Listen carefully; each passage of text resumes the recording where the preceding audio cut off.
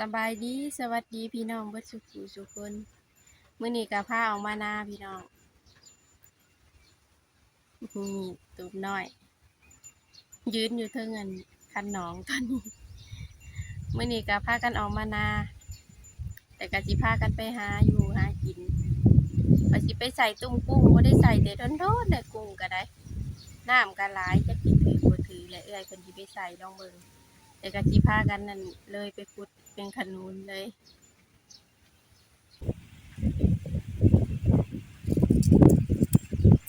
ข้าเจ้าไถหดหน้านะ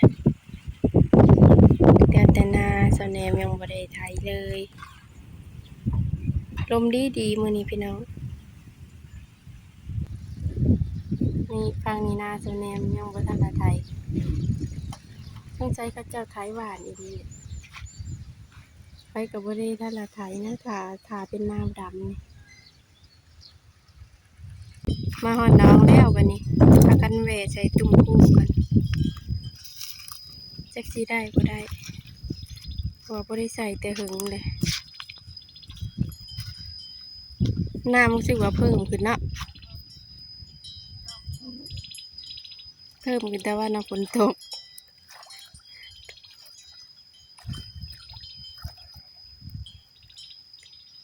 นี่อันนี้เขาเจ้าไทยไทยนาเขาเจ้าหวานเลยนี่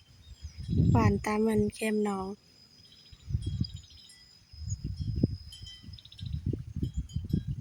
ผูกไก่มาหาตอดกินเป็นเม็ดเขา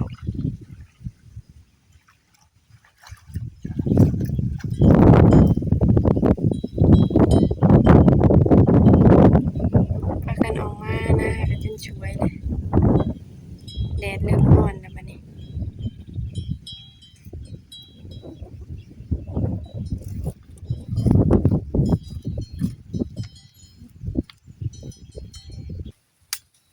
มาเตรียมโต๊ะกันเข้าป่าวันนี้พี่น้อง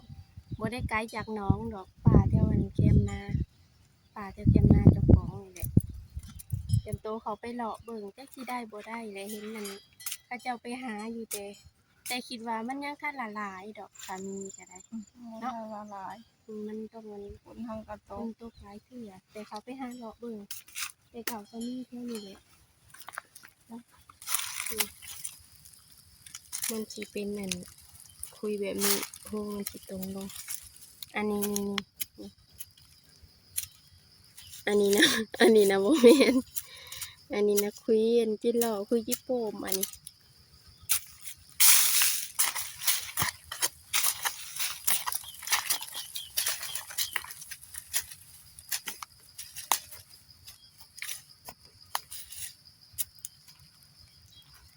ตื่นเต้น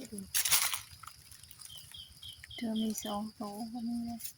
บอกตัวเดียวช่วงยามมันไข่เด็กมีหอด2หอด3ก็ได้มันอยู่เป็นจอนกันเจ้าว่าเฮามาหาเนียงหากลางคืนจะว่าสิได้บ่จักเนาะได้เห็นไหมทำโมยา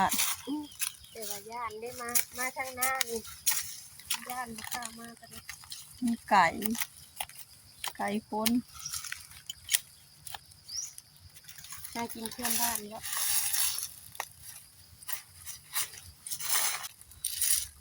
มันนั่นมันขับใหม่ได้นี่นะนี่ถนนที่เป็นเหมือนมือตรงๆเลยมันขึ้นกินนันใบไม้เนาะตอนกลางคืนนะอุ้ยถึงไหมไม่ตื่นแท่วันนี้เพราะว่ามันขัดใหม่เด้มุนปวดระวังเด้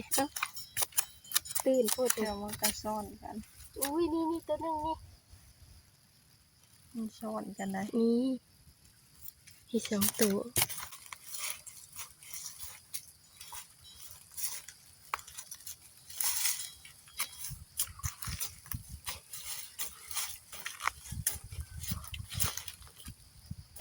ตื่นนี่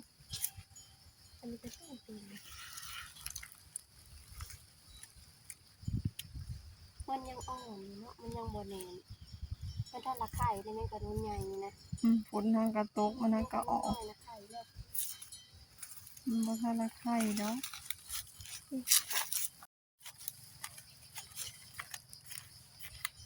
่ถึงแล้ว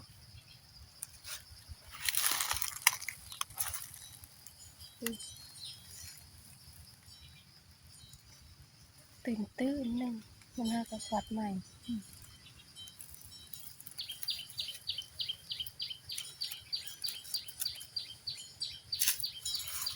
ใช่แต่มันห่มเนาะมีต้นไม้สีด้วยแล้วมีเงินขาดนิดหน่อยปล่อยมันคิดแต่มันคือมันคือ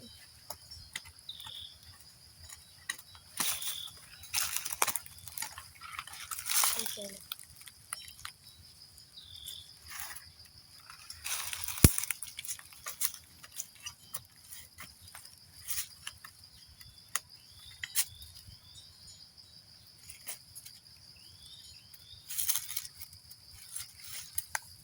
ตามมันนี่นะมันอยากอยู่ข้างกันเลย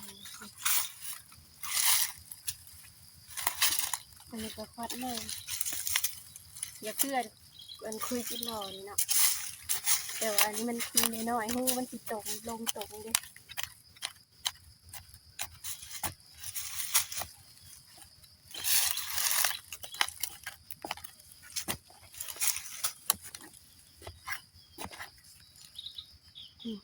เด็ดตัวตื่นเลย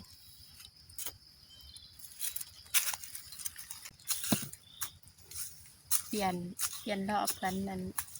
เปลี่ยนกันคุดฮ่าตัวเหงื่อเต็มเบ็ดมือกับมีแต่ขี้ดิน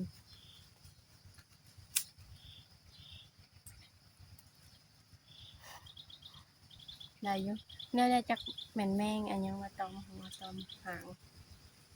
แล้วก็มาสมวยอุ้ยว่าให้กระตอมแมงหนึ่งมีกินแล้ว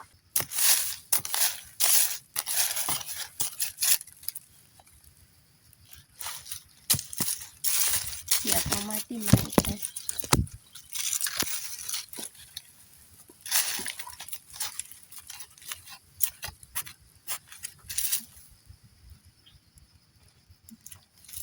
ทางห้องบอก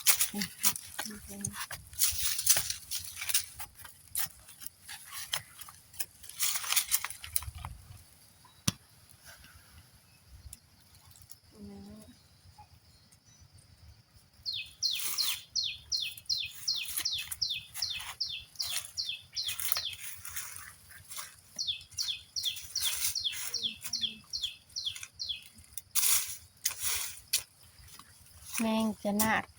จะแนกในกระมะฮองใส่หูตอมหัวตอมตาอยู่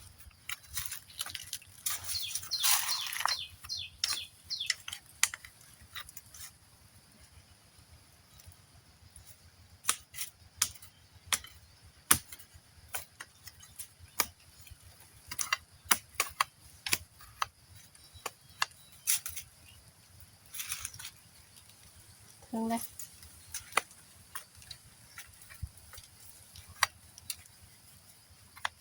ที่มันนั่นเห็ดควายใหม่ๆนี่มันสิตื่นเนาะตัวมันเป็นคุยเก่าแล้วมันมีงูลงเลิกนะมันอยู่ลายมือแล้วมันปัดลงเลิกบ่ มันไข่ได้คุยเก่าเลยนี่ไข่เต็มท้อง แม่นบ่ ก็มันคุยเก่านะ โตมันแข็งนะบ่ มันจะแข็ง สีมันก็สีเข้มๆได้ มันสิแต่หึงนี่มันจะหึงแล้วมันก็ไข่ เก็บเอาไปกินกับป่นกันนะ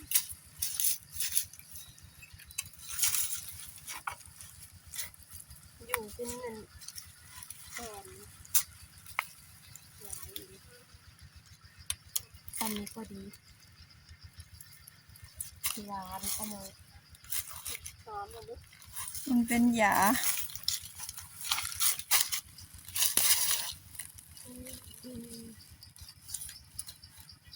ปันเห็ดปวกเป็นหมูปันเห็ดปวกเป็นหวานมันก็ได้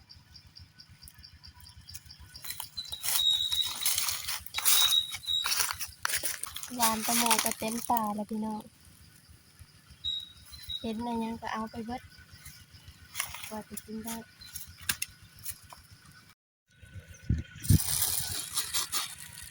พากันมาแต่หาคุดแมงอันขนุนแล้วก็กลับมาน้องใหม่พี่น้องแมงขนุนก็ได้บ่หลายสิมาใส่มอง อุปกรณ์พร้อมเตรียมมาไว้ก็ได้อันหนึ่งก็หาอันหนึ่งใส่มองปลาซิว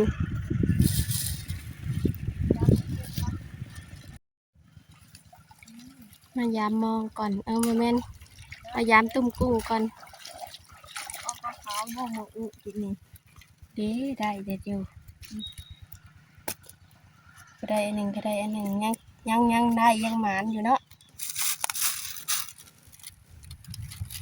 ยังหมานอยู่คิดว่าน้ำร้ายจะสิบ่ถือจ้ะ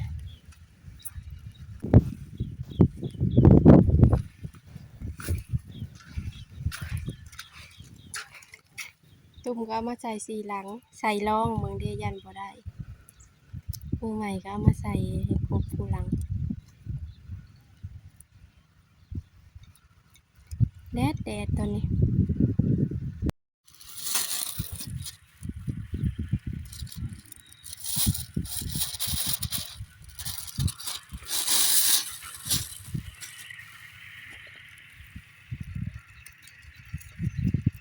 เกี่ยวกับอีเมลเลยมาคนมีขนม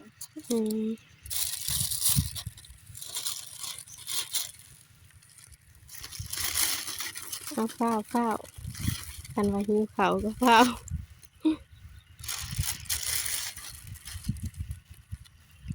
แกเป็นหิวเขาวเลย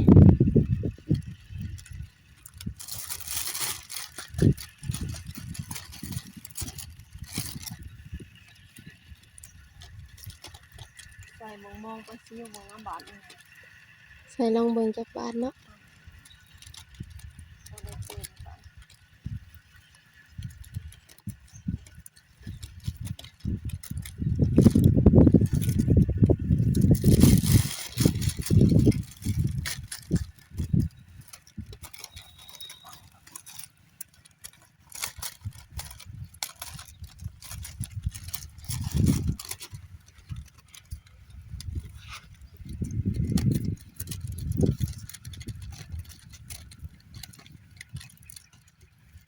ได้บ่เห็นได้บ่เมียงขนุนนั่น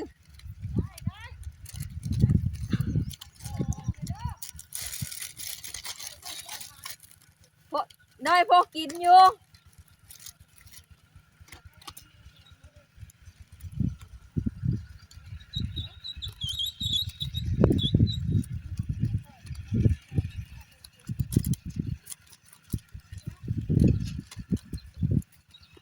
ใส่กลางเว้นแล้วมันบ่อยากถือกุ้งปานใดเนาะปลาขาวใส่มันอยู่ใส่บ่พอมันขโมยเนาะแดดร้อนแห้งพี่น้องหัวพากันลงมาหากินน้ำเลยเดี๋ยวตั้งกล้องไว้สิพากันลงไปใส่หม้อก่อนเนาะ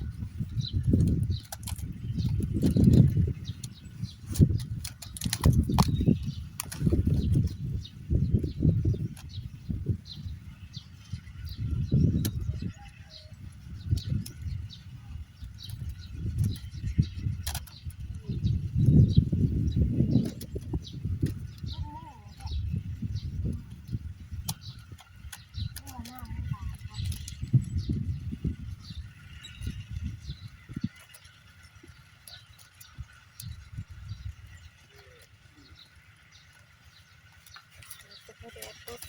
เดี๋ยวปุ๊บนี้กัน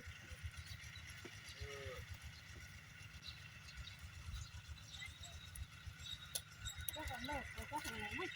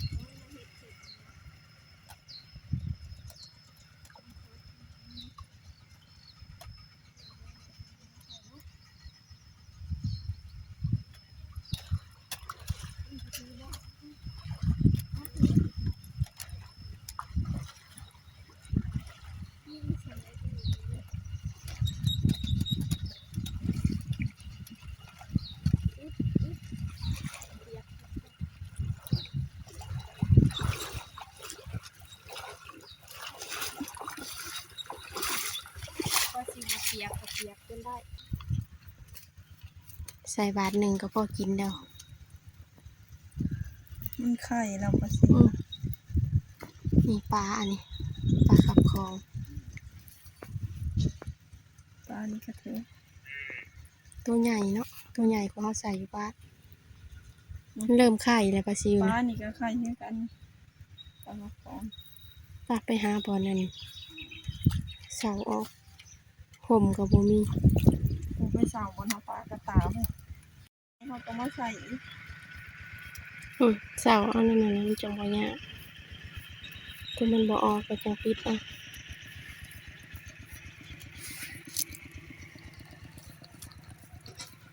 เก็บปันนี่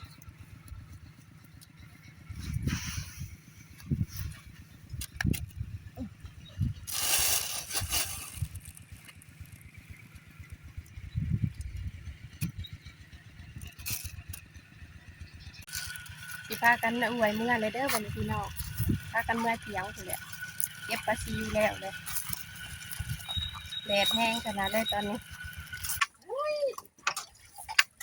เก่งโลกที่ไว้เห็นว่าไว้ ถ้ากินข้าวก่อน ถ้ากินข้าวก่อนกินปลาซิวนะเอ็นใส่ขี้ปลาซิวนะกูปลาซิวนะ กินเนี่ยที่ให้ก่อนมาทีบ่เสียก็บ่เสียบ่ได้มีเสียพามาขายเลยมาเก็บกินบ่ไข่ได้นะ เอาเนี่ยมันก็ลงอีก ลูกนี่นะลูกน้ำกันอีก อยากได้นักตัวไข่แห่งเต็กเก่งพอได้กู ลงน้ำกันบนเปียก กว่านี้นั่น ก็ให้กินน้ำใช่กัน ไอ้หอยเยอะ เชิญไอ้น้องเพิ่นพากันกินข้าวก่อนนะพี่น้องพากันได้หยังกินนี่ เก่งมามีลอก มาเด้อพี่น้องกินแกงลำอีลอกเด้อ รวยๆอยู่บ่ได้ใส่หยังบ่มีหอยเนาะ บ่มีห หา อย น้ำบ่ทัน หาน้ำบ่ทันอยากนี่มันก็โน้นก็บ่ได้ใส่จี่บ่ได้ใส่ หนึ่งตู้เอง กินก่อนเฮาทาน กินขัวปลาซิว ให้ดิฉันยืนขาเพื่อ เดี๋ยวไม่เบิ่งขนมซะก่อนได้บ่หลายลงขนมก็ได้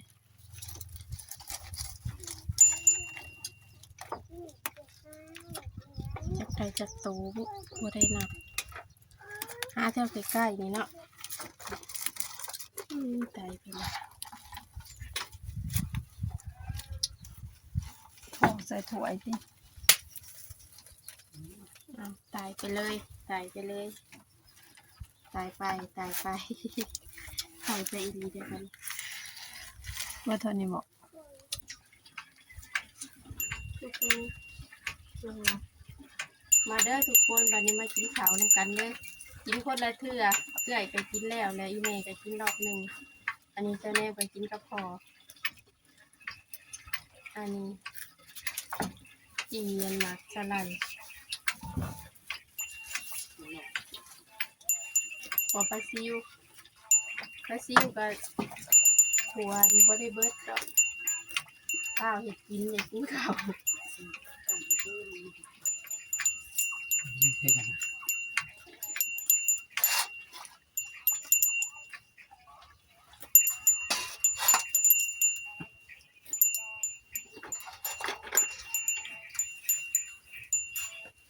ปานไปหมด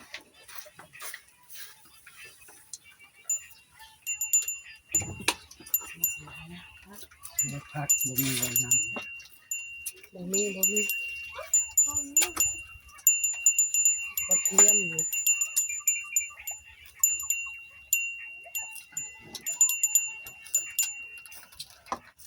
อันกับพวกเจียวที่มันจะไปใช้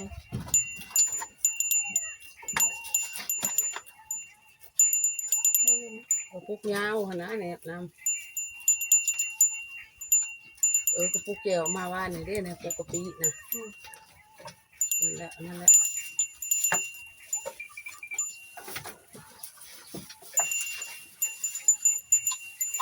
ข้าวมันควร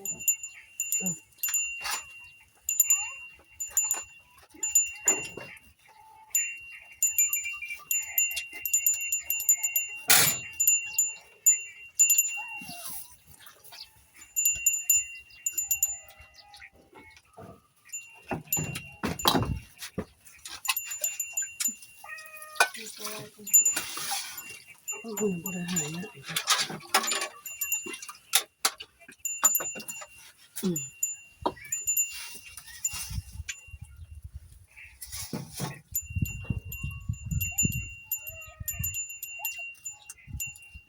มาแรงฟองไปถมทาน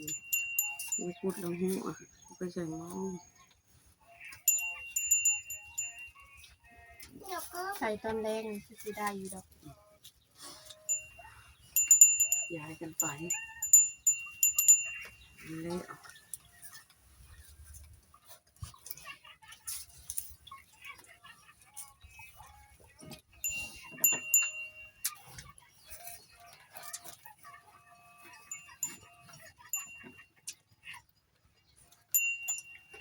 ดูไปคนนี้ขนมก็เก็บมา ชวนกับเราแล้ว เราว่าสิไปมื้อนี้แล้วจะเก็บไปวานแล้วก็ไปเก็บเอาไปสีเราเอามาขายเองนะความรักหูอักขึ้นไหว้แล้วก็ถม